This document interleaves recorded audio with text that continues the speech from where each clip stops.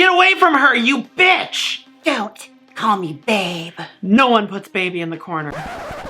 Not quite the same genre, but today we're talking about women in action movies. Hi, my name is Sylvia Nyxx. And I'm Jaymes Mansfield. And today you're watching Thoughts on Pop, a brand new show with the same concept. Kind of. Instead of talking about professional wrestling, we're going to branch out and just talk about things, stuff. Instead of limiting ourselves to bitching about pro wrestling, we're going to bitch about all sorts of other things. Yeah, so whatever's trending, whatever's popular, and today and tomorrow, and we'll just kind of divulge the history a little bit. Yeah, and on today's docket is actually Captain Marvel. Yes, Captain Marvel. It's had quite a bit of controversy in the past couple of weeks. Mainly, due to the fact that, angry neckbeards will be angry neckbeards. Yeah, that she's a she. Movies aren't totally just for Mountain Dew chugging, bugle eating, fedora wearing shitheads. Last I checked, they're for everyone. Mm-hmm. Including young girls, old girls. Or just girls in general. Yeah. Action has been a genre that we've been open to seeing women in, but it's never been really the focal point. Yeah, rarely do you ever see a female-led action film. Yeah, we're used to seeing our Rambos and our Predators and our, almost everything else. Our Expendables. Yeah. They've started making, spin-off movies to them now. Ugh. But anyway, today we're gonna, with the recent trend of Captain Marvel, she just came out and people are raving about it, and then people are also ranting about it. And in fact, people have been ranting about it so much that Rotten Tomatoes has actually had to change their algorithm to put reviews about, because certain people of certain opinions really like to shit on girls, and it's really not cute. Yeah, it's kind of gross, and you need to grow up a little bit. Similar to the atmosphere surrounding the remake of the Ghostbusters had a few years ago. Oh my gosh.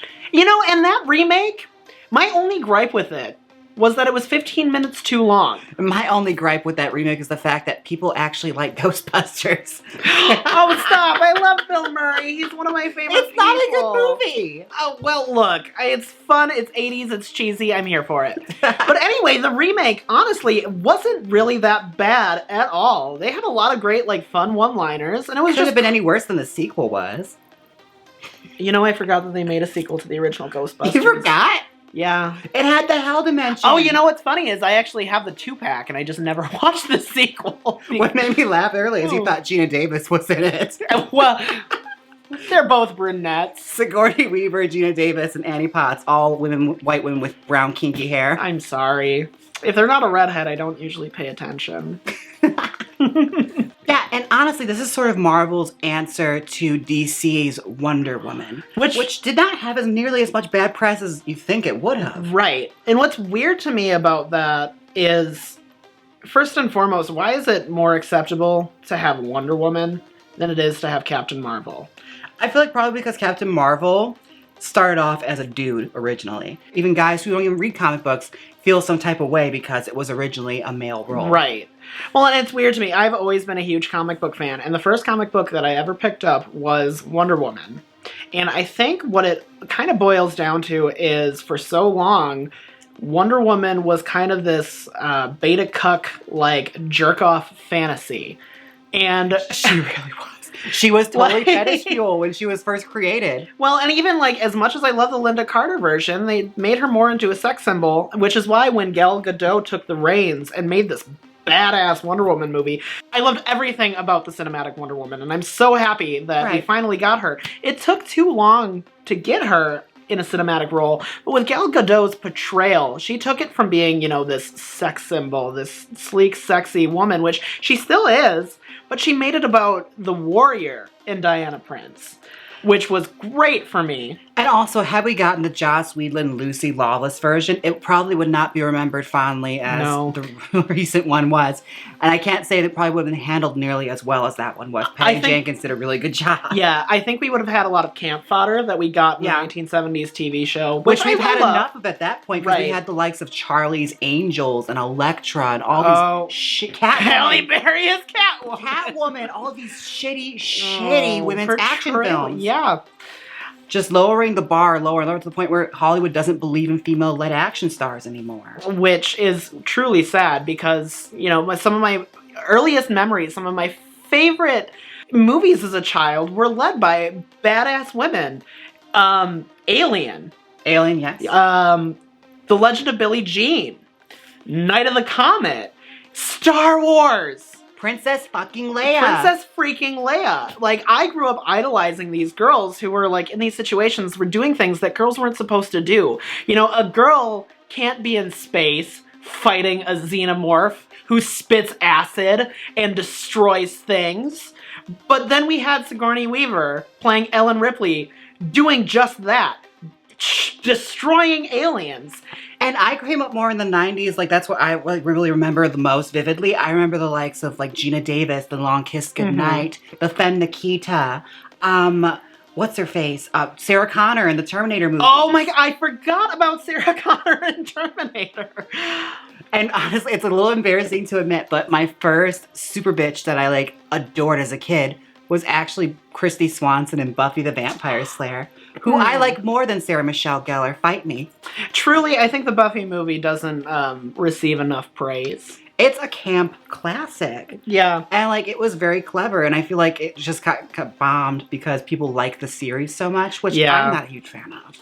As well, I've never been, believe it or not, like, I'm a huge horror movie fan, but I've never been, like, super big into Buffy the Vampire Slayer in general. It always just sort of read to me as Goosebumps with stakes. Oh, yeah. Goosebumps with vampires. Oh, my God. It Are totally you afraid is. of the dark with vampires? Oh, it totally is. We're talking about action films, but as far as I remember, the most badass women that I've ever seen in movies were always in horror movies. Yes. The final girl. Oh, totally. You know, Laurie Strode in Halloween. Oh my god, badass. Yeah. Nancy from Nightmare on Elm Street, fighting like this evil dream demon. She full on like creates her own booby traps to just fight Freddy Krueger. Well, and like then she gets blew up addicted his to face. drugs. Oh, no, that was Patricia Arquette who got addicted to drugs to fight. Well, you know, we don't have to talk about that. We won't go into the sequels. No, we don't need to go into the sequels. But, like, there's always been badass women in horror. Going back to Ellen Ripley. And then Night of the Comet, which truly does not get the praise that it deserves. You see, like, this huge, like, zombie invasion of the world.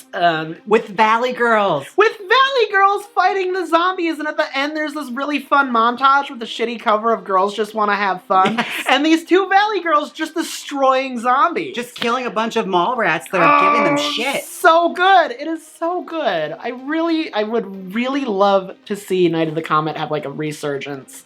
I know it's a cult film as is, but I just want it to be popular again. Yeah, I'd be interested to see what that would be like if they gave it a retelling. Or even like a Netflix series. Oh, a Netflix series? Bitch, I'd watch the shit out of that. Oh, and I mean, another 80s movie that I know I mentioned before, The Legend of Billie Jean. That is an action movie. Which is underrated. It is criminally underrated. Complete critical and financial failure, but it is a cult classic through and through. Well, I'm sorry, the main character is a young girl who goes through issues that young girls face and is blamed for being a criminal and an outlaw. So she starts this cult of young kids and is fighting law enforcement because they wronged her. Really, if you haven't seen it, it's a great positive message for everyone. And if you have a daughter, put it on for her. The one thing that's a common thread with all of the bad is that it's never the fact that the character is female that the movie fails. It's always a terrible script, a bad concept, or just it was not given enough, like, you know, room to grow. Like the likes of the Tank Girl movie. Yeah, which I really appreciated Tank Girl for what it is, but I'm so happy we got it. Yeah, but it really kind of falls into B-movie fodder, where it's a B-movie for the sake of being a B-movie, which there's nothing inherently wrong with that, but a lot of times it just kind of, aren't always great. And they equipped with like the budget or even a screenwriter that really brought out the source material's magic. Right. I personally like Tank Girl, but I think there are a lot of movies that are like this that we can kind of discuss. Most recently that I can think of would be, as much as I love Tarantino, the Grindhouse movies. Yes. Planet Terror and Death Proof. I love watching these girls. I love Rose McGowan. She's an ultimate badass. However, it's still the male gaze. It is the male gaze, and it's totally that. It feels gross, and it feels like exploitative, and not in like an okay way. It's weird because you have to walk that fine line where it's exploitative, and the women had complete agency in the way they're portrayed. Oh, I mean, first and foremost, it's totally badass that Robert Rodriguez chose to cast Rose McGowan after Harvey Weinstein banned her. And so he said, like, you know, let's take complete creative control, and in doing so, Harvey, I'm going to cast Rose McGowan. Fuck you. I love that about it. And when you search her career, like, she had made a career out of playing basically trashy bad girls. Oh, and Jawbreaker. Not even, you go before that, proto Jawbreaker, Devil in the Flesh, where she plays a bad girl that murders people. Basically a Poison Ivy ripoff. Right. And even that, like, she always played, you know, trashy girls or, like, basically loose women. She was, well, right, and throughout her career... She was like 16 when she was doing it. Right, and throughout her career in Hollywood, before she became the total badass that we know as Rose McGowan today, she was always cast as, like, the sex pot. Yeah. She was always cast for her body, and it wasn't until... Truly, I think Jawbreaker was the movie that gave her, like, agency to be who she wanted to be. But ultimately, like, I do have an appreciation for Planet Terror and for Death Proof because she was cast first and foremost, and she had creative control over how she wanted her character to be portrayed. I just think that watching these movies in the Tarantino and Rodriguez way, which I love both of them as directors, please don't attack me for that, but they have a way to portray things in a very dated way. They do have a tendency to make their female players look like props. Right. In a gross way, like not quite the skill of like a Michael Bay. Right. But it's very much like fetish fuel. Mm-hmm. Like Quentin Tarantino is very guilty of his fetish fuel in his movies. Oh, I mean, and he'll admit it too. So it's not like it's something that he doesn't know. But what I really do like about the Tarantino movies, like Kill Bill, both volumes of Kill Bill, and like Death Proof, is they are a complete homage to the exploitation movement of the 70s, which we had some of the most badass women in cinema history who go so unsung. We're talking about, like, Pam Grier from Foxy Brown and Coffee. Tamara Dobson from Cleopatra Jones. And Faster Pussycat Kill Kill featuring... 3 exotic dancers to her Satana, Laurie Anderson, and Haji. And these movies were great. Yes, they were exploitative and gross, but they were also... Especially if it was a Russ Meyer film, girl. It was completely the male gaze. Oh, never watch Beyond the Valley of the Dolls. Oh, girl. If you have any respect for yourself... or the works of Jacqueline Suzanne, don't watch it. Just don't watch it. I'm very happy, though. In the last 5 years, we've seen a ton of women portrayed the way they deserve to be portrayed. Most notably for me is the portrayal of Rey in the new Star Wars trilogy. Great. Love her character. The portrayal of, as we said before, Wonder Woman as Gal Gadot. Bravo. I couldn't have been It's the shining star of the DC cinematic universe. Oh, mama, it's like the only good thing out of the DC cinematic universe. Which says a lot because, like, they took risks in that movie that they have not taken since. And they should take more of. Yeah. Yeah. I'm very excited if they do actually go through with the sequel, which, forgive me, I'm kind of behind on this, to see, like, what Cheetah would look like. I heard it's supposed to be Kristen Wiig. As Cheetah? Yeah, it's Wonder Woman 1984 is the rumor. And Kristen Wiig is going to portray the cheetah, allegedly. That's kind of, you know, I'm interested. I'll be curious to see how she goes, because just because she's a comedian, it doesn't mean she couldn't pull off, like, a funny but maliciously evil character. Well, I think she can, you know, the cheetah has, like, the cheetah character has a lot of sass, and Kristen Wiig, I feel like, could do that. And that, you gotta remember, with Wonder Woman villains, none of them were ever really that important. No, it was all the mythos of... Nobody was ever really that fleshed out. Right. About like with Wonder Woman, it's all the mythos of like... It's like, you remember, Wonder Woman was created by a psychiatrist who basically just wrote empowering jerkbait.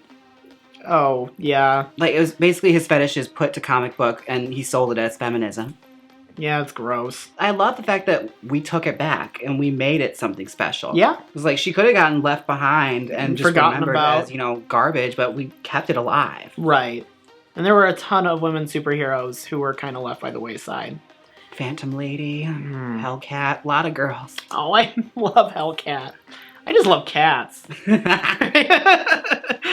You know, in closing, we're really excited to see more women in cinema and more women in action roles. We just don't want you to forget about the amazing and, troubled history that's gotten us to this point. Don't forget, because if you forget, it's going to repeat itself. Hell yeah. The only thing that's going to repeat itself here is Sylvia Nyxx. She had Applebee's. Thank you guys so much for watching Thoughts on Pop. My name is Sylvia Nyxx. And I'm Jaymes Mansfield. And until next time, end scene. Click here and see our top 5 worst wrestling tropes. Or see our top 5 favorite wrestlers. Come on, click it. You know you want to. If you don't click it, I'll retcon the entire Wonder Woman franchise with a male protagonist. So click it!